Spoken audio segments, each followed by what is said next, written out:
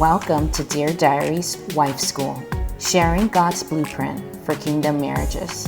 I'm your host, Roserbie Theoc, and you can find us on YouTube, Instagram, Facebook, and our website at www.deardiaries.co. Stay tuned. Hey, welcome to Dear Diaries Wife School. My name is Roserbie Theoc, and it is awesome to have you here today. I woke up this morning and what came to my mind that the Lord wanted me to speak about is faith. And I know we've heard many things about faith. I find speaking to people, speaking to women, wives, and just friends of mine about what walking in faith looks like and how fighting to hold on to your faith, what that entails. And so I've been having a lot of conversations with my friends, with wives that I mentor about faith. And so there's different definitions of faith, right? And we need to know what that means, what faith is about. So Hebrews 11:1 says, "Now faith is confidence in what we hope for and assurance about what we do not see." Remember that scripture is because it's very important about what we're going to talk about. 2 Corinthians 5:7 says, "For we live by faith, not by sight," not by what we see. Remember that as well. And then Hebrews 11:6 says, "And without faith, it is impossible to please God, because anyone who comes to him must believe that he exists and that he rewards those who earnestly seek." So we're going to talk about faith in regards to relationship. And you can use this for all parts of your life, but also we're going to talk about relationship. We're not going, and you can also use this with all relationships. But we're going to talk about with your spouse, or if you're believing God for a spouse, if God has already shown you who your spouse is and he's working some things out, what faith looks like in that area. So when God gives you a promise, by faith, you have to believe in what God has said to you, what God promised you. In this walk, that means God's promise, you can consider that to be an anchor in your story. And I want you to visualize it as an anchor, because you're going to be on a journey. You're going to be on a ship.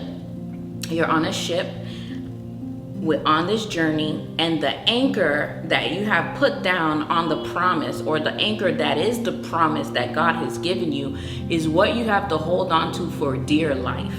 And I say it for dear life. The reason why I say you got to hold on to that anchor, to that promise for dear life, is because lots of things are going to come to test your faith in the promise that God has given you. So, and it comes in different ways. Lately, I have been experiencing this, what I would call a spiritual attack. I have been experiencing it through dreams. And I woke up from a dream, and immediately I was upset about the dream, but immediately God, who I have a relationship with, he came to me and said, "Do not believe the dream. Do not take that." He said, "You have won." So that taught me, and your experiences with God will teach you that, okay, so the enemy will project things and thoughts to you in your dreams to get you to agree with it when you wake up. And God did not want me to agree with the bad dream. So he said, "Do not agree with it." So then you have a promise. Let's say God told you that he wants you to work things out in your marriage. He says that he's going to give you the marriage that you deserve, that he's going to give you a beautiful marriage, a marriage where both you and your husband is whole, healed, and is going to be joyful and is going to be purposeful. That's the promise. That's the anchor of what you got to hold on to.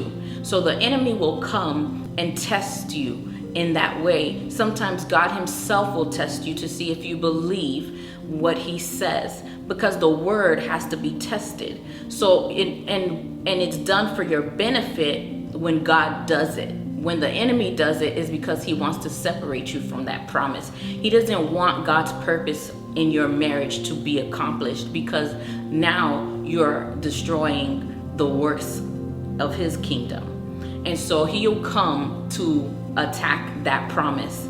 He'll come in different ways. You might wake up in the morning feeling like you're on the wrong side of the bed, so you're emotional, you have attitude. So he'll use you to buffer at your husband.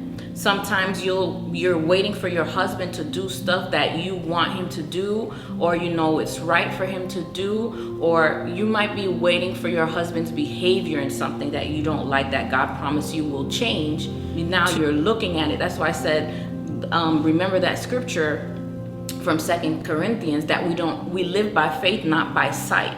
So what that looks like, and what I'm trying to say is, when God gives you a promise, most time we put our own time frame on when God is supposed to deliver.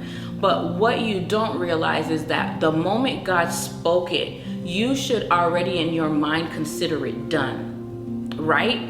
But it has to process, it has to become the promise. So I'll give you an example.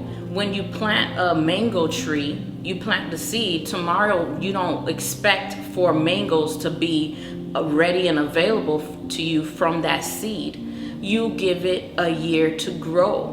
No, I'm sorry. You give it more time to grow in order for it to bear fruit. Well, it's the same thing sometimes with God. Now, so God can sometimes use his sovereign power and authority and to make something change instantly overnight. But most times, because he's working in a dimensional way, he's working patience through you as well. He's working love through you. He's also, as he's working that promise that he promised you.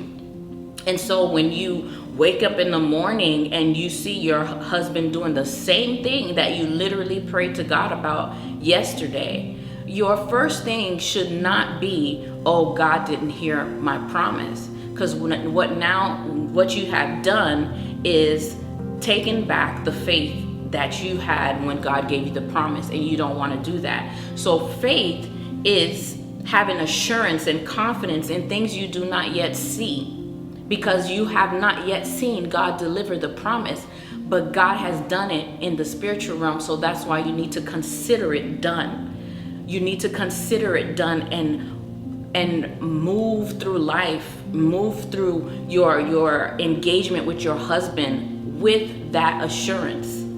So that's how you also demonstrate faith, is that once you heard God said it, you consider it done. So you don't look at your husband the same way. You're supposed to honor him anyway. But the fact that God gave you a promise, that is your anchor. So that anchor is what's going to hold you steady no matter what you see your husband's doing, no matter what situation you're going through, no matter if you see that he's still rejecting your love, rejecting, your help, because he hasn't gotten to that place yet. God is working it out. And your faith is that space of incubation where what God is using to deliver it. And the reason why faith is so important, you saw Jesus in the scriptures. Sometimes he didn't heal in a certain village, not because he didn't have the power, but because they didn't have the faith that was required. So you can also see faith as a currency that is needed to be exchanged in the spiritual realm. So when God says, believe me, have faith, that scripture says it's impossible to please God without faith. But know this, that it is possible to please God with faith.